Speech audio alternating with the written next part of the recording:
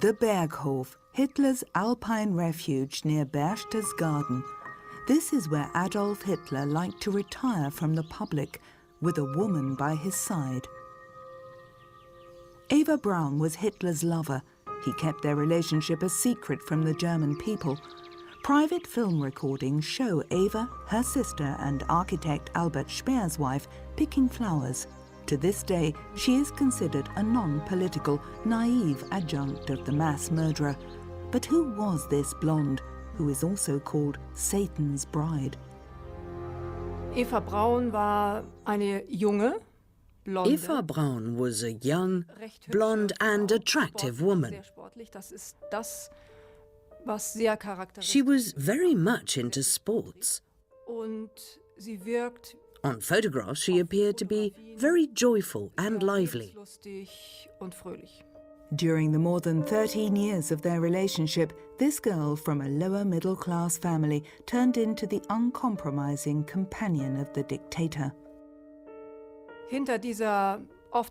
Underneath this often fake facade, there was a very determined woman who tried to achieve her goals with an incredible toughness and consistency. It showed already quite early, and she also stressed it to Hitler that she would take things to the last consequence, even to her death.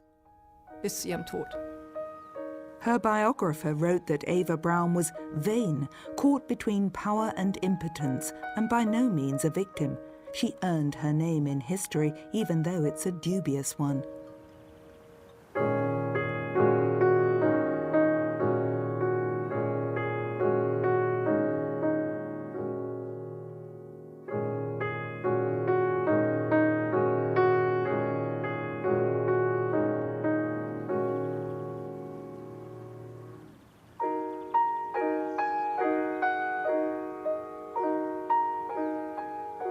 One of the few film recordings that show Adolf Hitler together with his lover on the terrace of the Berghof. Eva Braun was always depicted as a slightly dumb blonde, and Hitler as the detached leader, the inhuman monster who was unable to lead a regular private life. But now we know that this wasn't the case at all. Both had a very close relationship for more than 13 years. And he wasn't detached, but rather tolerant and protective towards her. Everything that pointed to her existence was supposed to be destroyed after their joint suicide in 1945. But the private recordings of Eva Braun survived and allow insights into a rather strange relationship. He seems like the complete opposite of her. A bit uptight, elderly, tensed up. At first sight, they don't seem to fit together at all. But if you look behind the scenes, you can see that they had a lot of common interests. They both loved movies, the opera and operetta, and what really defined their relationship was their commitment towards each other. Total faith and loyalty. In 1946, several hours of film recordings and dozens of photo albums were discovered at the Austrian home of an SS soldier who failed to destroy the materials. Those images allow a look behind the curtains that wasn't made public to the Germans during the Nazi period. They give the illusion of a harmless, idyllic life. Officially, Hitler's lover was employed at the Berghof as his private secretary. She and her younger sister Gretel were amateur film enthusiasts and documented many private moments for years. Die bunte Filmschau, aufgenommen von Eva Braun. Colourful movie moments recorded by Eva Braun was mainly supposed to entertain Hitler's inner circle. She called this film Pünktchen am Berg. It was presumably recorded in the summer of 1937. 16mm colour film had become available only recently, and the Braun sisters enjoyed spending their time with this unusual toy. Beside Eva Braun sat her friend Marion Schönemann and the wife of Hitler's private secretary, Gerda Bormann. They took turns in taking photos and filming each other. Gretel Braun, on the right, was as enthusiastic about filming as her older sister.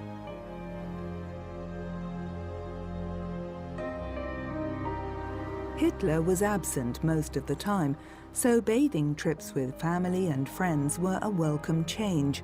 Eva Braun especially liked to have her sports activities filmed.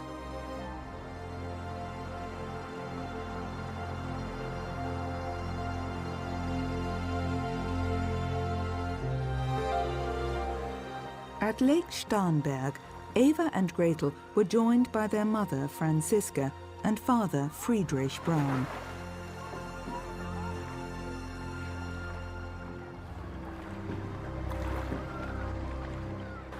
The Führer's lover was 25 at that time.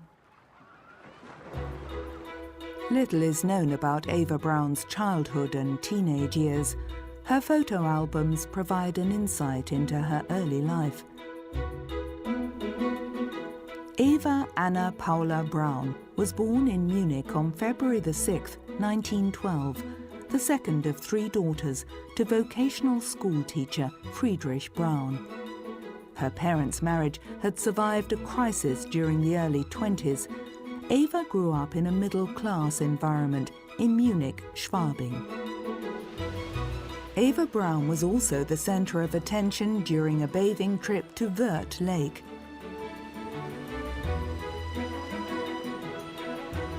Like every year, the Brauns' relatives from Jena visited Munich and accompanied the family on their trips. Cousin Gertraud greatly enjoyed the time in the water. Aunt Fanny and Uncle Fritz were very fond of 13-year-old Eva. Gertraud kept their relationship with the Brauns a secret for more than 60 years. Only her husband knew and forbade her to mention it. Not until the year 2000 did Gertraud Weiske decide to provide information about her cousin, Eva Braun. We met with my aunt once or twice a week and went on a trip somewhere, to Chiemsee or Ammersee. Sometimes Eva and her sisters joined us. I enjoyed their visits a lot. It was a great family time. We went swimming or had coffee and cake and returned to our quarters at my grandparents' in the evening. My father never joined us. He made it quite clear that he didn't want any contact with Eva. Eva's relationship with her parents wasn't as relaxed as the films might suggest. Her best friend later reported that Eva spent most of her youth at her parents' place, as the atmosphere at Eva's home wasn't very pleasant. Eva took courses in housekeeping, bookkeeping and typewriting at a Catholic boarding school. In 1929, she successfully applied for an apprenticeship at a well-known Munich photo shop.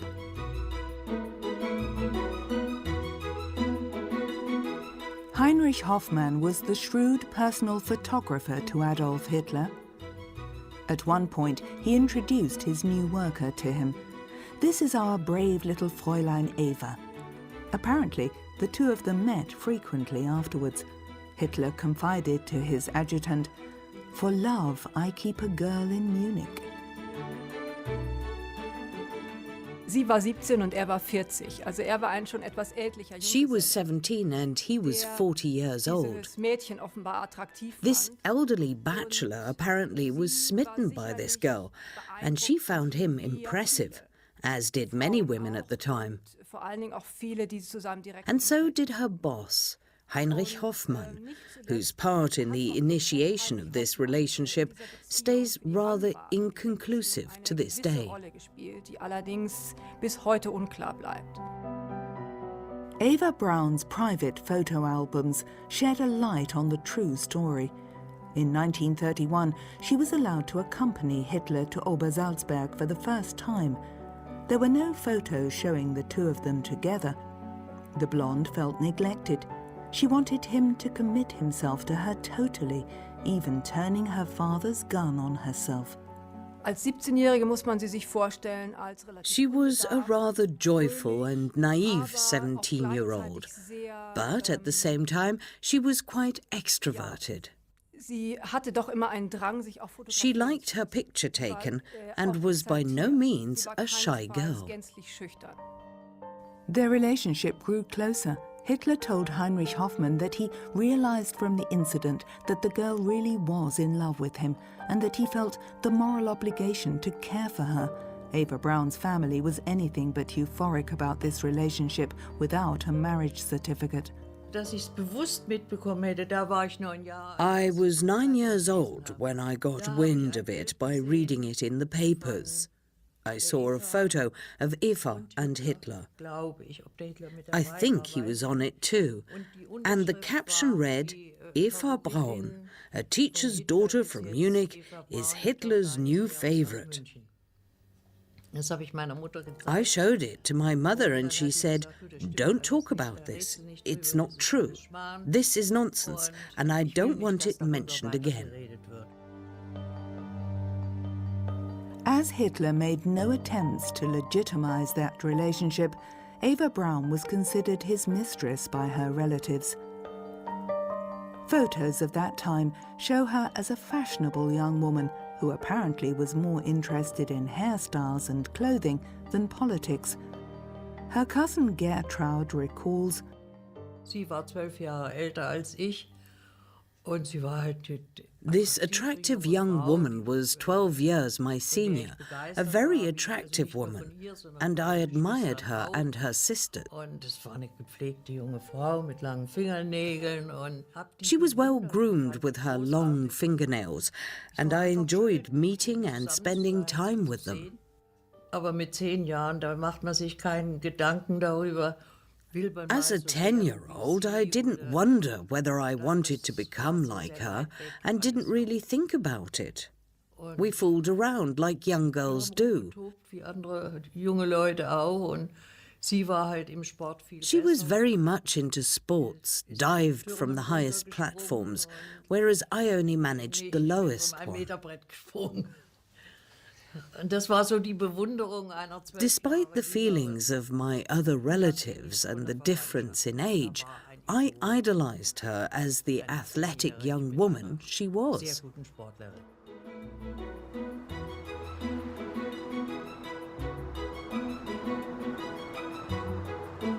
the private film recordings from 1937 only show the joyful side of the Führer's lover, who suffered from her relationship with Hitler. It had only been 2 years since Eva Braun's emotional low. Fragments from her diary survived. She noted on May the 10th, 1935, "Miss Hoffmann told me both in a loving and tactless way that he now has a substitute for me." Ich würde sagen, nach dem, was ich heute weiß, dass sie From what I know today, I would say that she was pretty depressive, and she always had to disguise this depression. With sports, with clothing. She always needed to distract herself from her sorrows, but nobody realized it in everyday life. He should know me well enough to see that I would never put obstacles in his way if he should fall in love with another woman. Why should he care about what becomes of me? 23-year-old Eva's manic-depressive moods soon became apparent to her family. Die Familie hat's gewusst, ich habe es zum Beispiel nicht gewusst. Her family knew.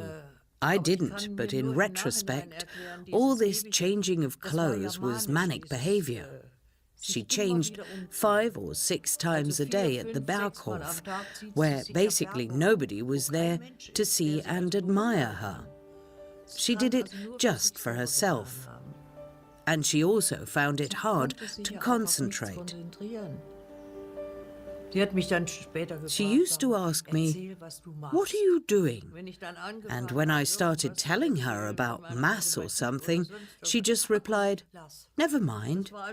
She quickly lost focus, deliberately or not. Wollte sich nicht konzentrieren. She complained, "Hitler only needs me for certain things." When the dictator was travelling, she didn't hear from him. Eva Braun attempted suicide for a second time on May the 28th, 1935, this time with sleeping pills. She noted, "This time I'll take 35 pills.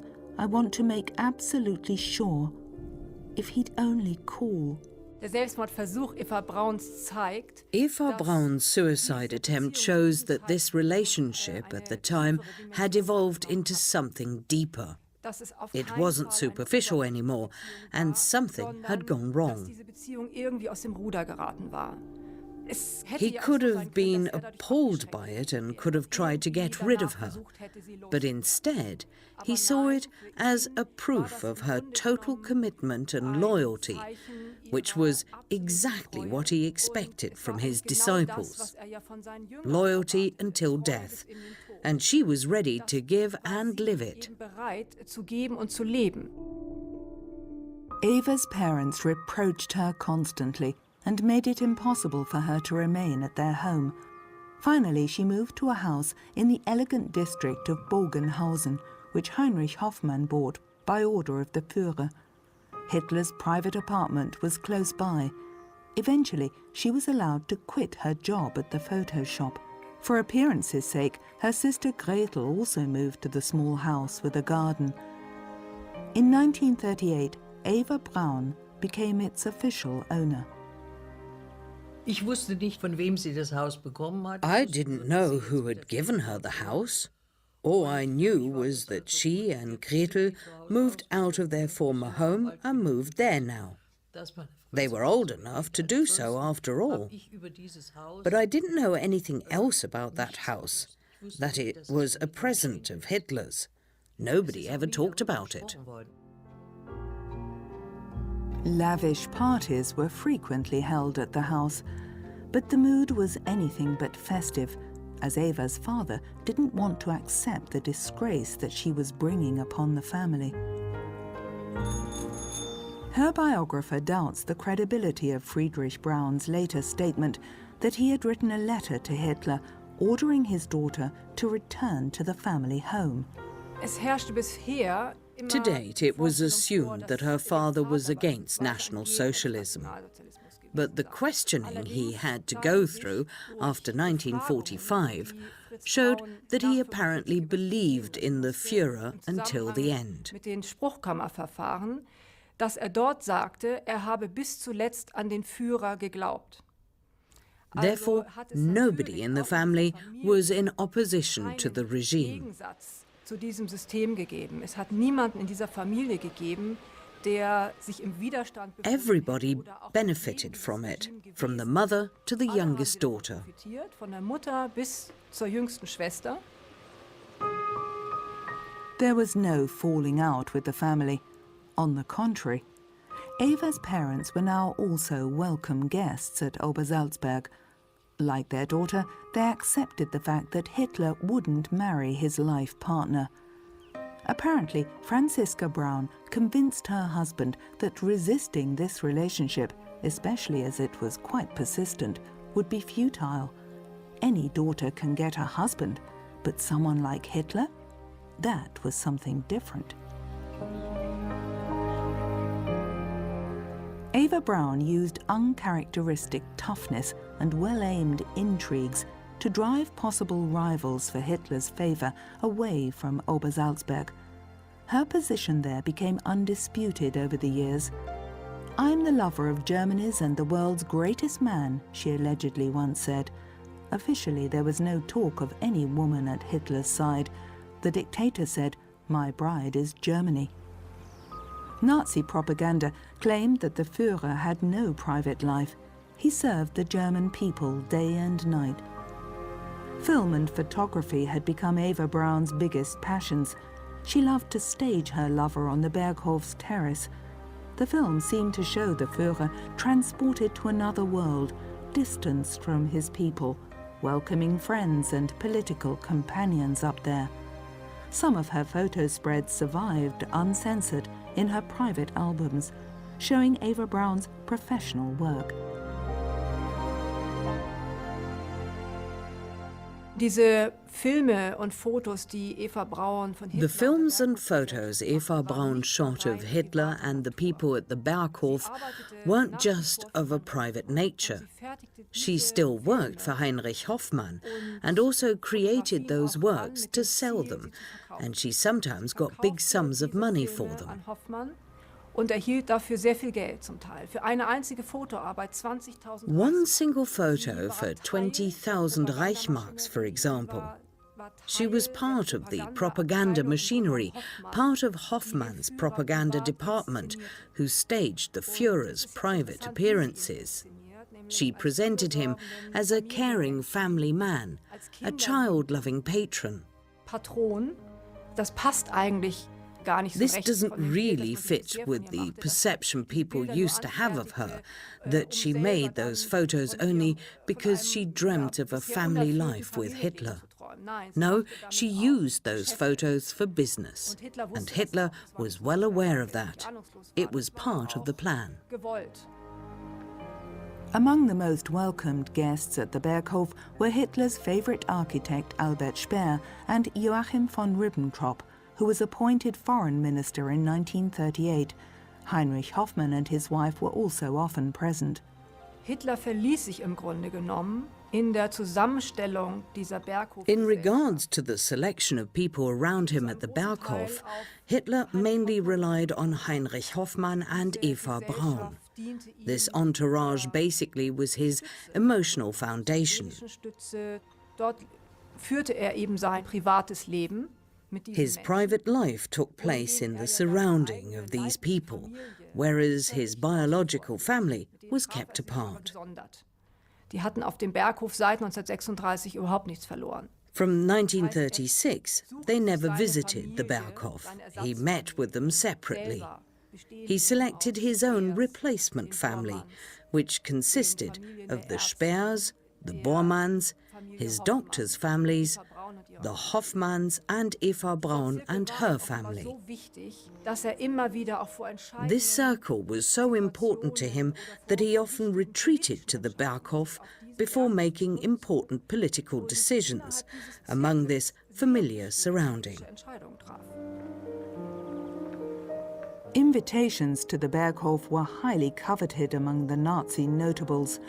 Even though life up there appeared to be quite stuffy, some of the guests claimed that this petty bourgeois idyll felt intoxicating to them. All that remains of the social life on Obersalzberg are memories of a strange emptiness, Albert Speer wrote later. Hitler hardly ever mentioned the Jews, his political opponents, or even the necessity of building concentration camps. I suppose this wasn't intentional, but rather due to the banal nature of the conversation. Those people of the inner circle were aware of Hitler's special living arrangements. After a while, they took for granted that Eva Braun played the part of the lady of the house on such occasions.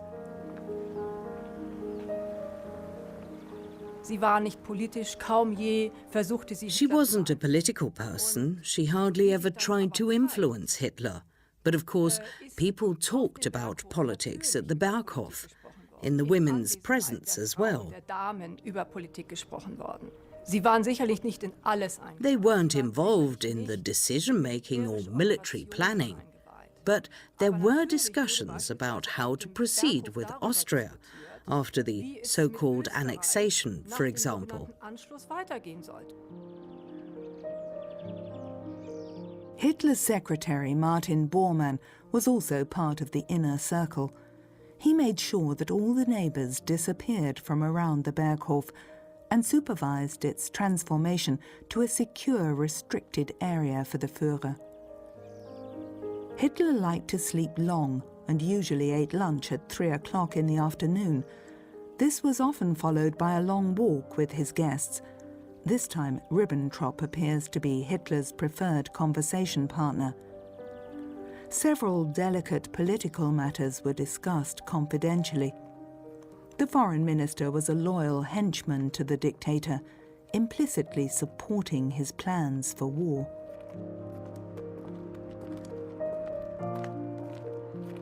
The destination was always the same, the scenic outpost at Mooslaner Kopf. When the weather is good, there's a superb view towards Salzburg from there. Nearby, Bormann had a tea house built for Hitler.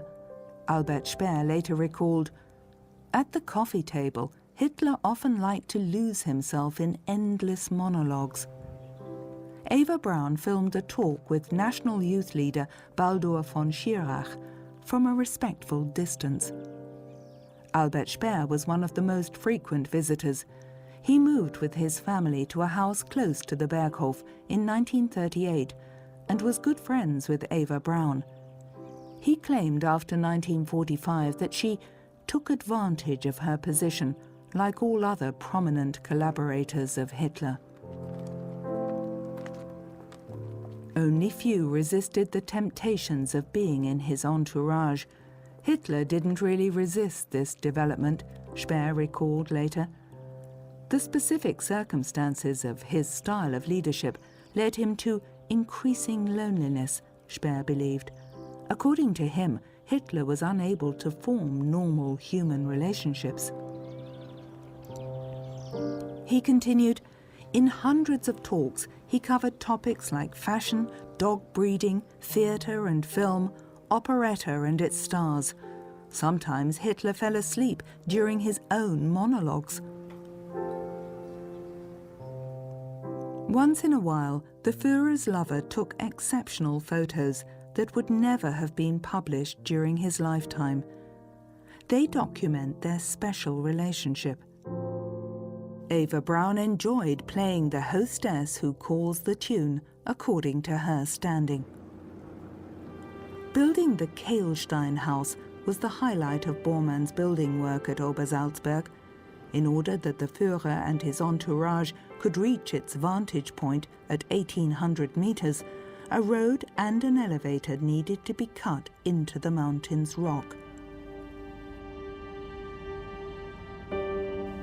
But Hitler rarely appeared.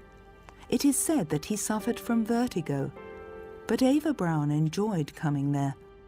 She seemed much more playful when the dictator wasn't around.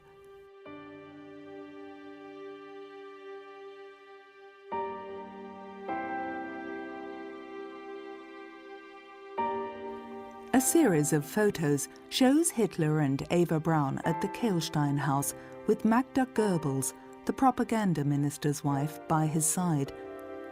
She had fled to the Berghof with her children and played her part as the betrayed and indignant wife.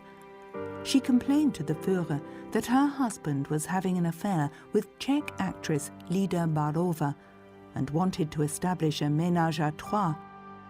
Hitler was enraged and ordered Josef Goebbels to come to the Obersalzberg. It's not clear if these film recordings of Eva Braun show Goebbels' arrival that day or during another visit.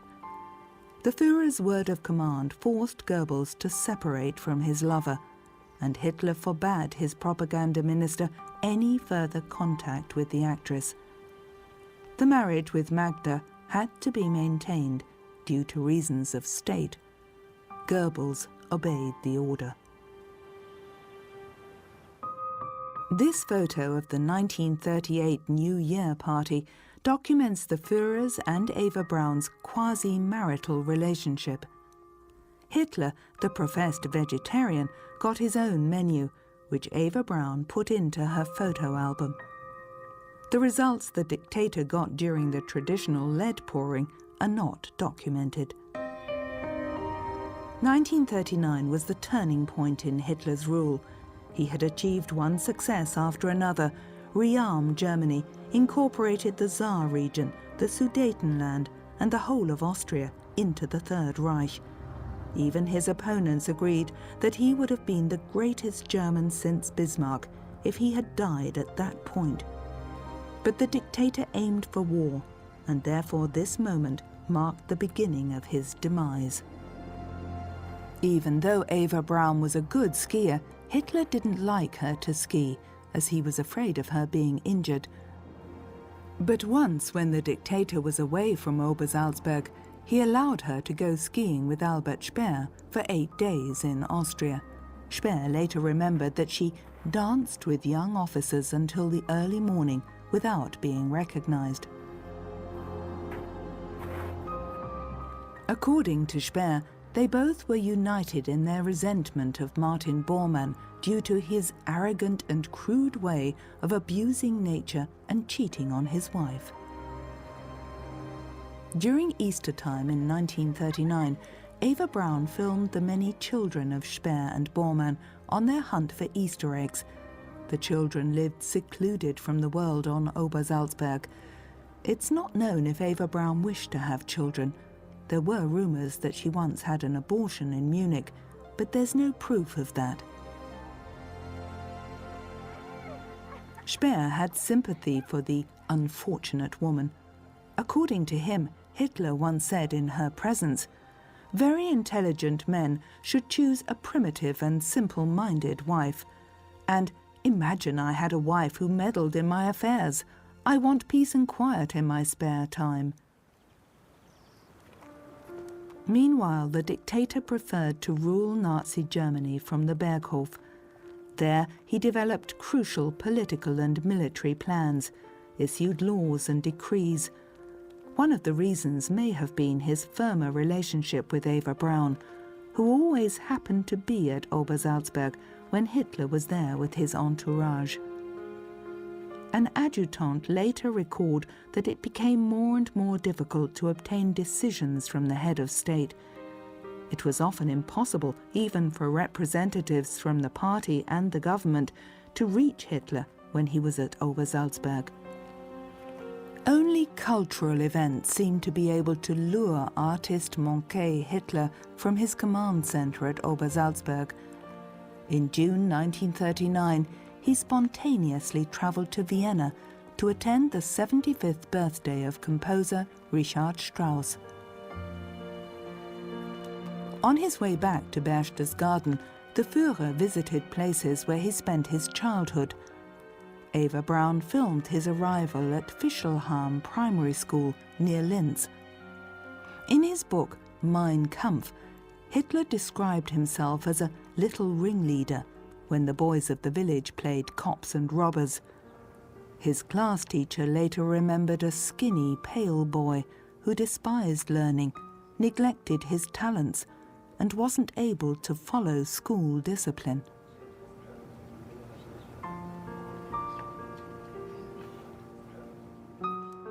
Back at the Berghof, the dictator planned the imminent military campaign against Poland.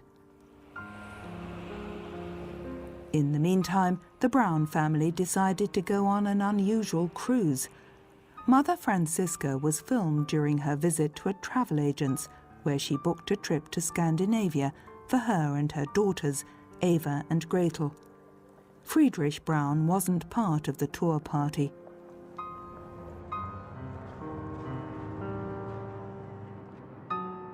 The little tour group arrived in Hamburg shortly thereafter to board the cruise ship Milwaukee.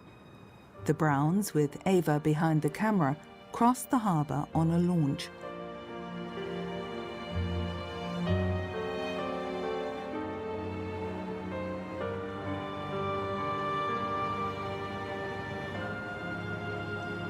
The Milwaukee was operated by the National Socialist organization Kraft durch Freude, Strength Through Joy, to provide holiday cruises for ordinary national comrades. The former North Atlantic passenger steamer, built in 1929 in Hamburg, had room for 600 guests and was very popular as a cruise ship. Its destination this time, the Norwegian fjords.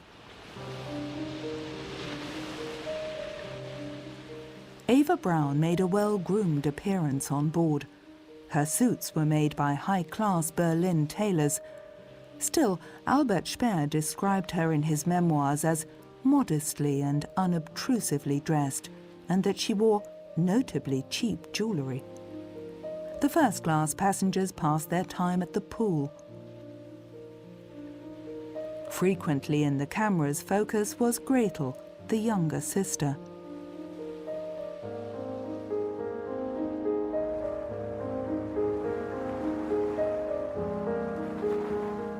a shore excursion in northern Norway.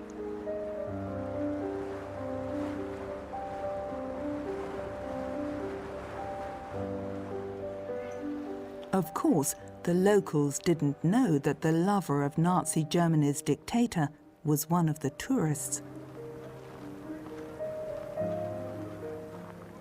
Foreign publications frequently wrote that Hitler was liaised with a certain Eva Braun, but they apparently lacked reliable information.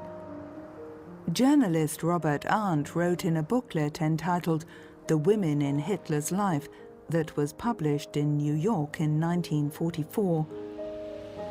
Eva Braun is hardly the typical Aryan glamour girl. She may be blonde and blue-eyed, but she is stout and ungainly in her appearance. She resembles the image of a German middle-class Hausfrau rather than First Lady of the Reich. Eva hasn't always been the conservative housewife she is now. In the early days of her relationship with Hitler, she was known for the drinks she served the Nazis and even the Führer. She also had a talent for producing perfumes, and it is rumoured that she mixed erotic scents to attract the Führer. Obviously, this description was totally fabricated, and Nazi censorship made sure that it wasn't published in Germany. Gretel relaxed at the pool in her fashionable two-piece swimsuit. She simply adapted to the needs of her older sister, acting as companion and chaperone.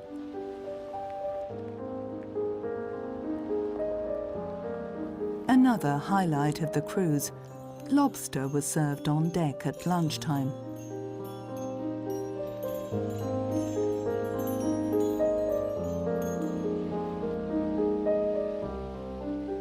The Browns wallowed in luxury, while their daughter's partner at home was preparing to plunge Europe into another war. On June the 17th, 1939, Hitler welcomed the special emissary of the Saudi Arabian king for a meeting. During diplomatic meetings, Eva Braun was usually confined to her chambers.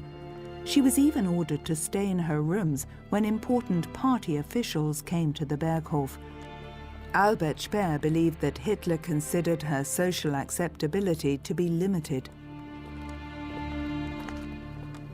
On such occasions, even the big reception hall was out of bounds for Hitler's lover. When the prominent guests stayed longer, she even had to move to the house of the unpopular Martin Bormann nearby. Sometimes she succeeded in filming scenes like these from a first-floor window. Hitler awaits a visitor on the Berghof stairs. A guard of honor from the SS gets in position.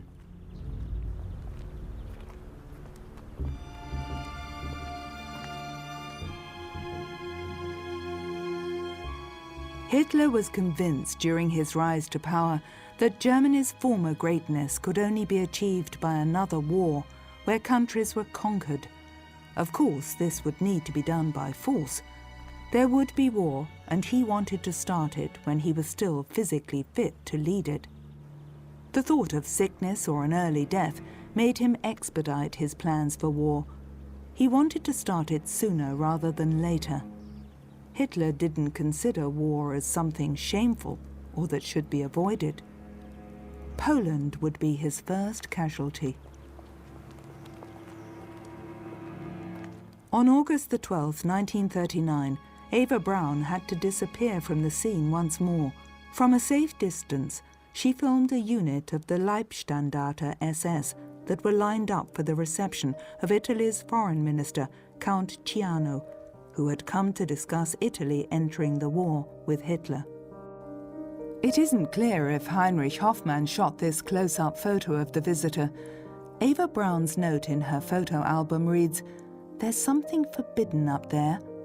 Me." Hitler informed his ally about his decision to attack Poland. Eva Braun called these snapshots of the guest of state's departure viewed from the hotel room's perspective.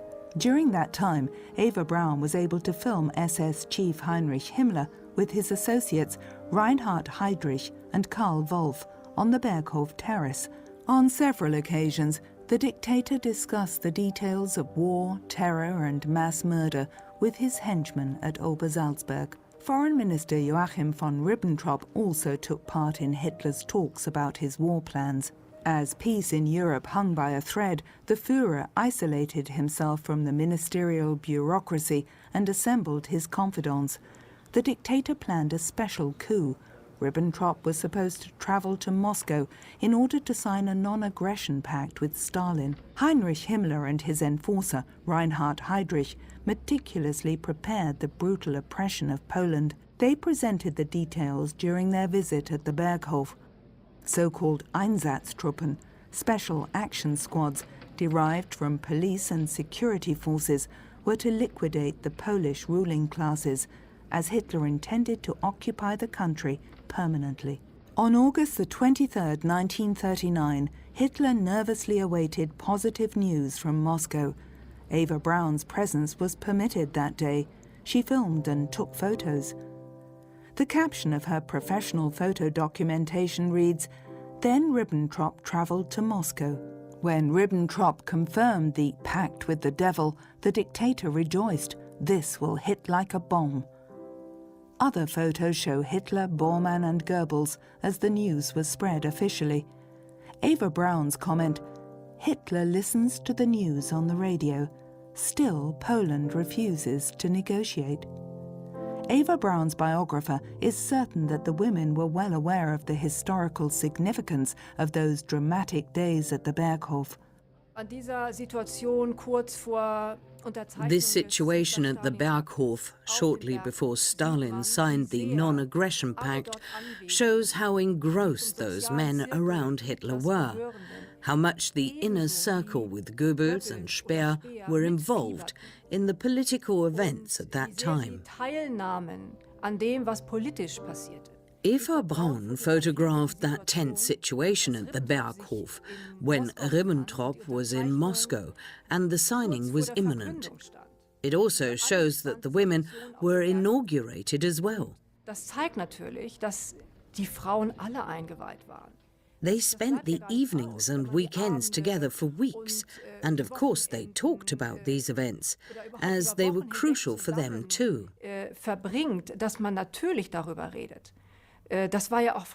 Hitler didn't differentiate between private and political life. For him, it was all the same. Himmler's murder squads were given free rein in the case of armed conflict with Poland because the foreign minister's agreement with Moscow guaranteed that Stalin's Red Army wouldn't intervene, but only occupy and annex the eastern part of Poland. So, Obersalzberg played a crucial part on the path to the Second World War. All attempts to stop Hitler on his way to destruction were doomed to fail.